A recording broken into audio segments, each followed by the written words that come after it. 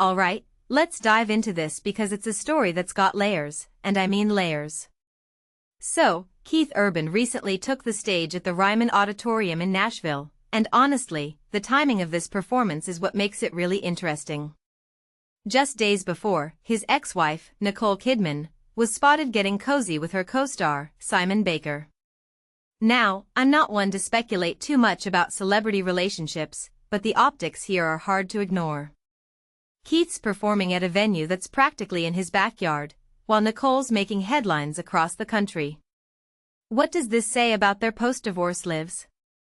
Personally, I think it's a classic case of life goes on, but the way it's playing out in public is fascinating. What makes this really interesting is the contrast between their public personas right now. Keith's keeping it casual, graphic t-shirt, ripped jeans, electric guitar, performing a cover of Robbie Dupree's Steal Away. It's almost like he's saying, hey, I'm just here to do my thing. Meanwhile, Nicole's out there holding hands with Simon Baker, talking about how they've known each other for decades. From my perspective, it feels like she's leaning into this new chapter, while Keith's staying in his lane. But here's the thing, is that really the case, or are we reading too much into it? One thing that immediately stands out is how their kids are handling all of this. Keith's eldest daughter, Sunday, recently gave an interview where she basically gushed about Nicole but didn't mention Keith at all. Now, I get it, kids often gravitate toward one parent more than the other, especially after a divorce. But what many people don't realize is how much these little details can shape the narrative. If you take a step back and think about it, Sunday's comments could be seen as a reflection of the custody arrangement, where Nicole has primary custody. This raises a deeper question: how do celebrity divorces impact the way kids talk about their parents publicly? A detail I find fascinating is the timing of all this. Keith's performance at the Ryman wasn't just any gig, it was part of a special event for MCA, a big deal in the country music world. He's surrounded by fellow stars, doing what he does best, while Nicole's making waves in a completely different sphere. What this really suggests is that they're both moving forward, but in very different ways.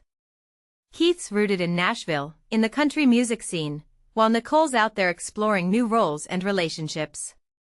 Personally, I think it's a testament to how two people can grow apart but still thrive individually. If you ask me, the most intriguing part of this whole story is what it says about public perception. We love to pit exes against each other, don't we?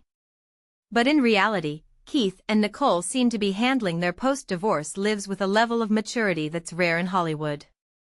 Nicole's comments about staying in Nashville, about keeping her family together, it's clear she's prioritizing stability for her kids. And Keith? He's out there doing his thing, seemingly unfazed by the drama. What many people don't realize is how much work goes into making that look effortless. So, here's my takeaway: this isn't just a story about two celebrities moving on. It's a story about how we interpret their actions, how we project our own narratives onto their lives.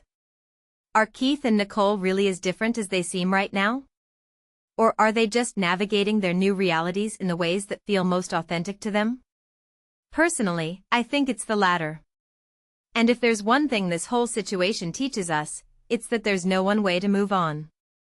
Life's messy, complicated, and sometimes it plays out on a very public stage. But at the end of the day, it's all about finding your own rhythm, whether you're strumming a guitar in Nashville or holding hands in New York City.